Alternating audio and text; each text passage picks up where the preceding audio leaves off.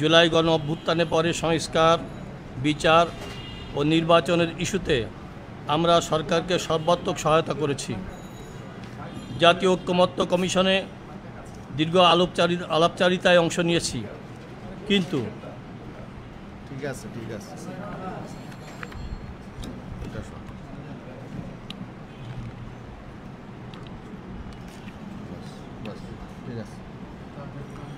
জাতীয় ঐক্যমত্য কমিশনে দীর্ঘ আলাপচারিতায় আমরা অংশ নিয়েছি, কিন্তু দুঃখজনক বাস্তবতা হলো জুলাই গণ অভ্যুত্থানের প্রধান চাওয়া স্বৈরতন্ত্রের স্থায়ী বিলোপ পূরণে কার্যকর কোনো ব্যবস্থা নিশ্চিত করা যায় নাই।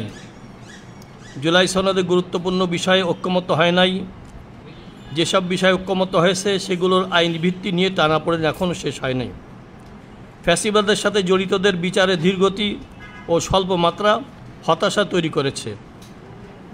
দুই দিন আগের খবরে জানা গেল, পুলিশের হিসাব মতেই ফ্যাসিবাদের সাথে জড়িত আটক হওয়া ব্যক্তিদের 73% জামিন পেয়ে যাচ্ছে। ফ্যাসিবাদের দোসরা মহাসমারোহে নির্বাচন করার ঘোষণা দিচ্ছে। লেভেল প্লেয়িং ফিল্ড তৈরির কোনো প্রচেষ্টাই দৃশ্যমান হয় নাই, বরং সরকার শীর্ষস্থান থেকে নির্বাচনের আগেই ফলাফল নিয়ে বার্তা দেওয়ার এক ধরনের নগ্ন প্রচেষ্টা দেখা গেল জাতিসংঘের বৈঠক যাত্রায়। এমন বাস্তবতায় আজকের এই সংবাদ সম্মেলন অনুষ্ঠিত হচ্ছে। আপনারা যারা এসেছেন তাদের সকলকে কৃতজ্ঞতা জানাচ্ছি। জুলাই অভ্যুত্থানে আহত ও শাহাদাত বরণকারীদের প্রতি শ্রদ্ধা সম্মান জানাচ্ছি। প্রিয় সাংবাদিক বন্ধুগণ, রাজনীতির ঈশান কোণে জমাট বাঁধা কালো মেঘের ঘটনায় আমরা একগুচ্ছ রাজনৈতিক সংগঠন নানা আলাপ আলোচনা করে গত 15ই সেপ্টেম্বর একযোগে সাংবাদিক সম্মেলন করে 5 দফা দাবিকে সামনে রেখে কর্মসূচি ঘোষণা করেছিলাম। দাবিসমূহ ছিল: জুলাই সনদের ভিত্তিতে আগামী জাতীয় সংসদ নির্বাচন করতে হবে, নির্বাচন পিআর পদ্ধতিতে হতে হবে, সুষ্ঠু নির্বাচনের জন্য লেভেল প্লেয়িং ফিল্ড নিশ্চিত করতে হবে, গণহত্যার বিচার দৃশ্যমান হতে হবে, বিশেষ ট্রাইব্যুনালে ভারতীয় তাবেদার ও ফ্যাসিবাদদের দোসর জাতীয় পার্টি এবং 14 দলের বিচার করতে হবে এবং বিচার চলাকালীন তাদের কার্যক্রম নিষিদ্ধ করতে হবে। এসব দাবি আদায় যুগপৎ আন্দোলনের প্রথম দফায় আমরা গত 18 সেপ্টেম্বর ঢাকায় সমাবেশ ও বিক্ষোভ মিছিল করেছি। 19 সেপ্টেম্বর বিভাগীয় শহরসমূহে বিক্ষোভ করে হয়েছে এবং গত 26 সেপ্টেম্বর সারা দেশে জেলা, উপজেলা ও থানা শহরে বিক্ষোভ মিছিল হয়েছে। ঢাকায় বিভিন্ন জোনভিত্তিক গণসমাবেশ অনুষ্ঠিত হয়েছে। আমরা প্রচারপত্র বিলি করা সহ মিডিয়াতে বিভিন্ন টকশোর মাধ্যমে আমাদের দাবি ও তার যৌক্তিকতা তুলে ধরেছি। আলহামদুলিল্লাহ। প্রিয় সাংবাদিক বন্ধুগণ, আমরা জনতার প্রতি কৃতজ্ঞ। কর্মসূচিতে তাদের অংশগ্রহণে আমরা আপ্লুত। আমরা দেশের মানুষ, সাংবাদিক সহ সকলের প্রতি কৃতজ্ঞতা প্রকাশ করছি, যারা আমাদের আন্দোলনে অংশগ্রহণ করেছেন এবং নানাভাবে সহায়তা করেছেন। কর্মসূচিতে মানুষের স্বতঃস্ফূর্ত সাড়া ও উৎসাহী অংশগ্রহণ আমাদেরকে আরও আত্মবিশ্বাসী করেছে। স্বৈরতন্ত্রের বিরুদ্ধে তাদের ক্ষোভ এবং সংস্কার বিচার নিয়ে তাদের হতাশা আমাদেরকে আরও দায়বদ্ধ করেছে। জুলাই গণ অভ্যুত্থানে অংশ নেওয়া আহত ও নিহতদের পরিবারের কান্না আমাদেরকে উদ্দীপ্ত করেছে। সেই দায়বোধ থেকেই 5 দফা দাবি আদায়ের আন্দোলনের দ্বিতীয় ধাপের কর্মসূচিতে যেতে বাধ্য হচ্ছি। প্রিয় সাংবাদিক বন্ধুগণ, আমরা সরকারের প্রতি হতাশা এবং ক্ষোভ প্রকাশ করছি। দেশের এতগুলো রাজনৈতিক সংগঠন ধারাবাহিক কর্মসূচি পালন করার পরেও সরকারের পক্ষ থেকে কোনো রকম ইতিবাচক সাড়া পাওয়া যাচ্ছে না। কেমন যেন স্বৈরতান্ত্রিক সরকারগুলোর মতো এ সরকারও জনতার দাবির প্রতি উদাসীনতা প্রদর্শন করছে। আমরা সরকারকে সতর্ক করে দিতে চাই, মনে করে দিতে চাই, এই সরকার একমাত্র জনতার রক্তমাখা জীবন উৎসর্গ করার অভিপ্রায় গঠিত। ফলে জনতার দাবির প্রতি ক্রমাগত উপেক্ষা এই সরকারের নৈতিক ও আইনগত বৈধতাকে নষ্ট করবে। প্রিয় সাংবাদিক বন্ধুগণ, 5 দফা দাবি আদায়ে আন্দোলনে দ্বিতীয় ধাপে আমাদের কর্মসূচি হচ্ছে 1 অক্টোবর থেকে 9 অক্টোবর পর্যন্ত 5 দফা গণদাবির পক্ষে জনমত গঠনের লক্ষ্যে গণসংযোগ। 10 অক্টোবর ঢাকায় ও বিভাগীয় শহরে গণমিছিল। 12 অক্টোবর জেলা প্রশাসকের কাছে স্মারকলিপি পেশ। দেশের অন্যতম প্রধান হিন্দু ধর্মাবলম্বীদের দুর্গা উৎসবের কারণে প্রথম দিকে রাজপথের কোনো কর্মসূচি দেখা হয় নাই। প্রিয় সাংবাদিক বন্ধুগণ, আমরা সরকারকে বলবো, কোনো ধরনের পূর্ব সিদ্ধান্ত নিয়ে বসে থাকবেন না। জনতার অভিপ্রায়ের উপরে কোনো আইন নাই, কোনো সংবিধান নাই। জনগণ জুলাই সনদের আইনি ভিত্তি চাইছে, জুলাই সনদের ভিত্তিতে পিআর পদ্ধতিতে নির্বাচন চাইছে, গণহত্যাকারীদের বিচার চাইছে, ফ্যাসিবাদের দোষরদের বিচার ও বিচারকালীন নিষিদ্ধতা চাইছে এবং লিভেল প্লেইং ফিল্ড চাইছে। তাদের এই দাবি পূরণে এই সরকার নৈতিক ও আইনগতভাবে বাধ্য। আমরা সরকারের দায়বোধকে জাগ্রত করতে চাই। আমাদের কর্মসূচিতে যদি তাদের দায়বোধ জাগ্রত না হয়, তাহলে সতর্ক করে বলছি, বাংলাদেশের মানুষ দাবি আদায় করার পদ্ধতি জানে। আবারও আপনাদেরকে সবাইকে ধন্যবাদ জানাচ্ছি। আল্লাহ পাক আমাদের সহায় হন। প্রিয় সাংবাদিক বন্ধুগণ, আপনাদের যদি কোনো প্রশ্ন থাকে আপনারা পূর্ব করতে পারেন।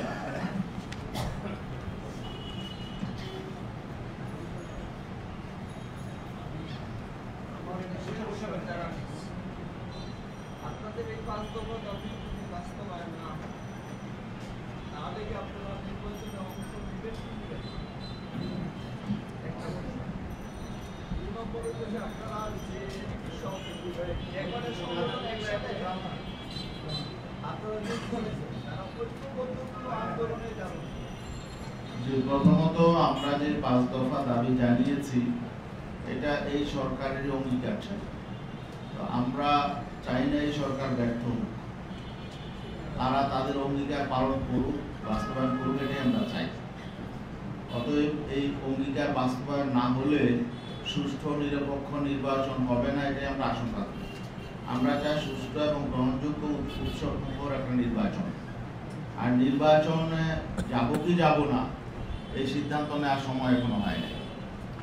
আর আপনারা যেটা বলেছেন যে এখন আমরা আলাদা আলাদা কর্মসূচি পালন করছি, আমরা হয়তো প্রয়োজনের আলোকে আমরা ঐক্যবদ্ধ কর্মসূচিও দিতে পারি।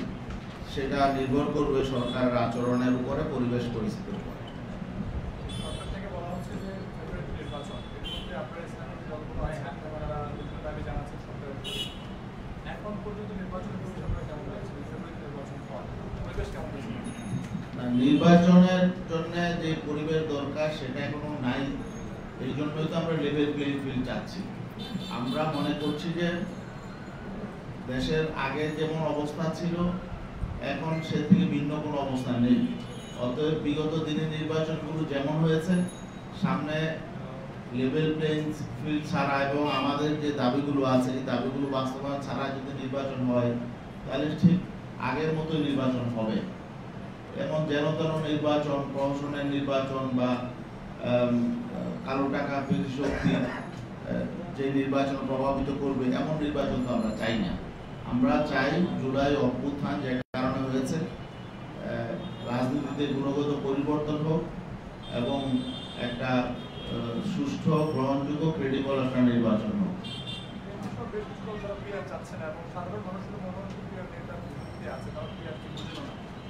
আপনার সহ বরাবরই অবদান আছে। এই জন্য যারা সাধারণ মানুষ রয়েছেন তারা পিয়ার বুঝে কি বুঝেন, আপনার মধ্যে তাদের জানতে চেয়েছেন।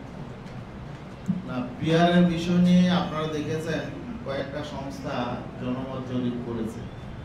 এখানে তো একটা জরিপে আমরা দেখেছি 71% মানুষ পিয়ার চায়। আরেকটা জরিপ তারপরে আবার হয়েছে, সেখানে বলেছে যে 55 বা 56% মানুষ পিয়ার চায় না। তাহলে এই জরিপে কিন্তু আমরা দেখতে পাচ্ছি যে প্রায় 45% মানুষ পিয়ার চায়। দুইটা জরিপ যদি আপনারা দেখেন তাহলে আমরা মনে করতে পারি যে প্রায় 50%-এর বেশি মানুষ পিয়ার চায়, আর অধিকাংশ রাজনৈতিক দল চায়। অতএব মানুষ পিয়ার বুঝে না, বিষয়টা এমন না। আর পিয়ার তো কোনো যন্ত্রের, মেশিনের নাম না, ইভিএমের মতো। পিয়ার একটা পদ্ধতি, নির্বাচন মানে প্রপোর্শনাল রিপ্রেজেন্টেশন, সংখ্যানুপাতিক পদ্ধতি। ভোট তো মানুষ যেভাবে দিচ্ছে ব্যালটে প্রতীকে সেভাবেই দিবে। এটা নতুন করে তো বোঝার কোনো বিষয় না যে এটা নতুন করে মেশিন সম্পর্কে অভিজ্ঞতা অর্জন করতে হবে তারপরে মানুষ ভোট দিবে, তা না। ভোট মানুষ আগে যেভাবে দিত ব্যালটে প্রতীকে সেভাবেই দিবে, কিন্তু সেই ভোট যেটা কাউন্ট হবে সেটা রেশিওতে পার্লামেন্টে দলগুলো প্রতিনিধি পাঠাবে। এই তো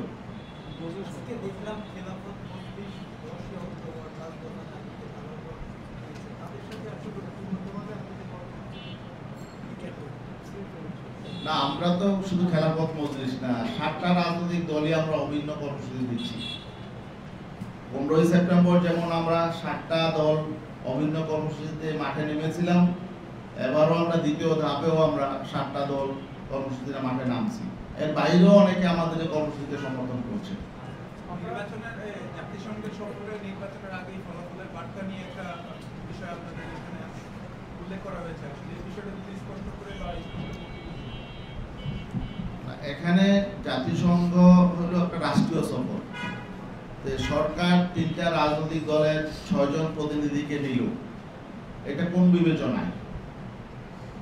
এখানে তো শুধু 3টা রাজনৈতিক দল নির্বাচন করবে না, অন্যান্য রাজনৈতিক দল নির্বাচন করবে।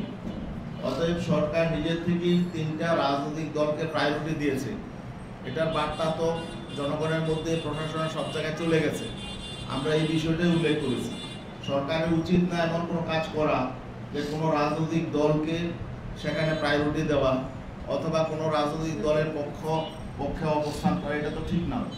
এই জন্য আমরা বলেছি যে সরকারের নিরপেক্ষতা ক্ষুণ্ণ হয়েছে এবং তারা আসলে বৈষম্য করেছে। জাতিসংঘের অধিবেশনের 3টি রাজনৈতিক দল শুধু নিয়েছে কেন, কোন বিবেচনায়, এই ব্যাখ্যাও কিন্তু তারা দেয় নাই। তো এই জন্যই আমরা মনে করছি যে তারা এখানে পক্ষপাতহীন করেছে, বৈষম্য করেছে এবং নির্বাচনে এটার অবশ্যই একটা প্রভাব আমরা মনে করি পড়বে।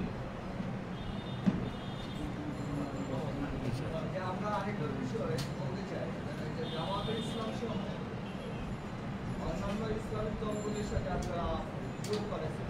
এই জোটটা নির্বাচনের আগে এবং নির্বাচনের পরে সম্পর্কটা কি অটুট থাকবে কিভাবে, এবং থাকলে এটা অনেকে সন্দেহ করে, আপনাদেরকে নিয়ে কিছুটা সন্দেহ করে জামাতে ইসলামের সাথে আপনাদের সম্পর্কটা আসলে অটুট থাকবে কি? এখানে একটা বিষয় আমরা পরিষ্কার করি, আমরা কারোর সঙ্গে জোট করি নাই। আমরা কিছু অভিন্ন দাবি নিয়ে এখন কর্মসূচিতে আছি। এই দাবিগুলো জনগণের দাবি।